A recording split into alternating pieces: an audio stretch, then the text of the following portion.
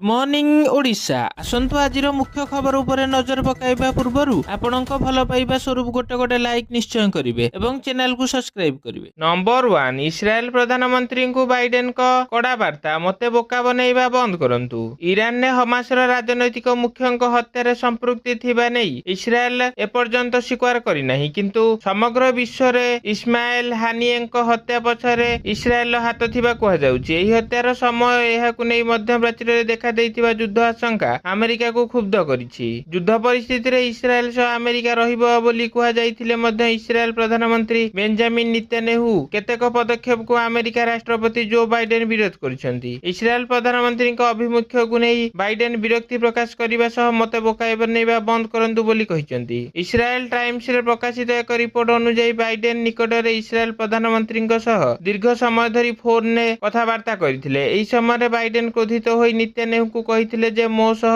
अଯଥା कथा हेबा और मते बोका बनैबा बंद करंतु। नंबर 2 प्रधानमंत्री पदरु इस्तीफा देबा परे बांग्लादेश छाड़ी भारत आसिले शेख हसीना। इस्तीफा देले शेख हसीना। बांग्लादेश प्रधानमंत्री तथा आवामी लीग पार्टी रो मुख्य शेख हसीना तांको पदरु इस्तीफा दैछंदी। तांको पदरु इस्तीफा देबा पई बांग्लादेश सेना प्रधानमंत्री शेख हसीना को 45 मिनिट रो अल्टीमेटम देइथिले। एहा परे तांको बासभवन रे शताधिकारी विक्षोभकारी प्रवेश करिथिले। परिस्थिति खराब हेउथबा देखि इस्तीफा देबा परे से सेना हेलिकॉप्टर रे भारत चली आसिछंती। रविवार सकाळे बांग्लादेश रे विभिन्न अंचल रे प्रधानमंत्री शेख हसीना इस्तीफा दाबी रे विक्षोभकारी एवं शासक दलर समर्थकଙ୍କ ମଧ୍ୟରେ संघर्ष उपजिथिला। एही संघर्ष रे अति कम रे 14 जन पुलिस कर्मचारी समेत अति कम रे 300 जनकर मृत्यु घटिछि। एथिसह शह शह लोक आहत होइछंती। नंबर 3 दिल्ली कोचिंग सेंटर को मृत्यु प्रकोष्ठ बोली कहिले सुप्रीम कोर्ट। दिल्ली रो एक कोचिंग सेंटर रे 3 जन आईएएस आशायीक मृत्यु परे सोमवार दिन सुप्रीम कोर्ट एहाकु एक आखि खोलिबा परी घटना बोली कहिसंती। कोर्ट कोचिंग सेंटर गुडी को डेथ चैम्बर बा मृत्युर प्रकोष्ठ बोली मध्य कहिसंती। एहा छात्र मानक जीवन सहित खेलुचंती बोली सुप्रीम कोर्ट तांको सुनानी रे प्रकाश करिसंती। दिल्ली हाई कोर्ट निर्देश को चैलेंज करिबा परे कोचिंग सेंटर फेडरेशन आवेदनकारी ऊपर 1 लाख टंका जोरिमाना देइथिबारु कोर्ट कहिछि जे कोचिंग सेंटर छात्र छात्री जीवन सह खेलुछि एवं मृत्यु प्रकोष्ठ रे परिणत होइछि। कोचिंग सेंटर गुडी को नो ऑब्जेक्शन सर्टिफिकेट बा एनओसी नाही। नंबर 4 विजिलेंस जाल रे ओबीसीसी रो अतिरिक्त मुख्य जंत्री अमाप संपत्ति ठाब।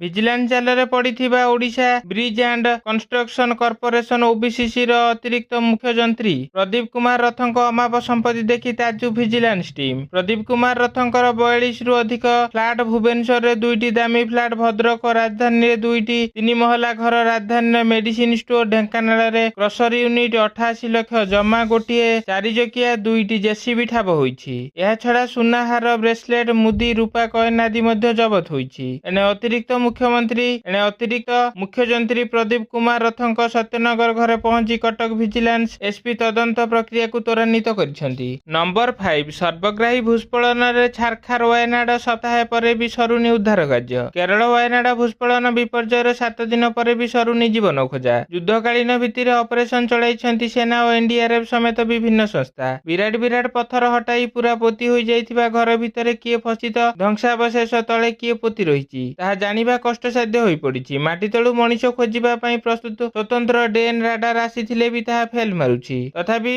मनोबल हराई नाहांती 1300 रु अधिक उद्धारकारी टीम सदस्य। जवानक सह स्निपर डग, जेसीबी सहित ड्रोन राडार भी लागिछि माटी तळु मनीष खोजारे। भूस्खलନରେ मृत्यु संख्या 360 टपिथिबा बेले एबे भी जणे ओडिया समेत 200 रु अधिक निखोज अछंती। नंबर 6 रत्न भंडार रे हेबो टेक्निकल स्कैनिंग। शेष होईछि श्रीमंदिर परिचालना कमिटी बैठक। बैठक समुदाय 6टी प्रस्ताव उपर आलोचना करा जायछि। भितरे और बाहर रत्न भंडार स्थानांतरण प्रक्रिया को अनुमोदन करा जायछि। एनै राज्य सरकार को अवगत करा जिवो आलोचना होईछि। टेक्निकल स्कैनिंग उपर राज्य सरकार को दृष्टि आकर्षण करा जिवो। सेहिपरि श्रीमंदिर जमी को दलाल मुक्त करा जिवो बोली मध्य आलोचना होईछि। जे कोनोसी व्यक्ति श्रीमंदिर जमी उपर जदि लोलुप दृष्टि पकांती तांको विरुद्ध रे दृढ़ कार्यानुष्ठान ग्रहण करा जिवो। एहा सब भू संपत्ति परिचालना अधिनियम पई आलोचना होईछि। एनै सरकार को अनुमोदन पर कार्यकारी करा जिवो। नंबर 7 लोकंक मुख्यमंत्री सुनिले लोकंक दुख। लोकंक मुख्यमंत्री लोकंकु सुनिबार धारा जारी रखिछंती। लोकंक मुख्यमंत्री भाबे लोकप्रियता हासिल करिथिबा मोहन चरण माझी सोमवार राज्य अभियोग प्रकोष्ठ रे शह शह लोकंक ठारू सेमानंक समस्या सुनिथिले। लोकंकु आश्वासन देबा, समस्या समाधान करिबार प्रतिश्रुति देबा सहित धैर्यहरा न होबा पई परामर्श दैछंती। साधारण लोकटिए पक्षरे जने उच्च पद ଉତ୍ତରାଧିକାରୀଙ୍କୁ ଭେଟିବା କଷ୍ଟକର ହୋଇଥାଏ, କିନ୍ତୁ ନିଜେ ମୁଖ୍ୟମନ୍ତ୍ରୀ ଯେତେବେଳେ ତାଙ୍କ ଦୁଃଖ ଶୁଣୁଛନ୍ତି ସେତେବେଳେ ସେମାନେ ଖୁସିରେ ଆତ୍ମହରା ହେଉଛନ୍ତି। ମୁଖ୍ୟମନ୍ତ୍ରୀ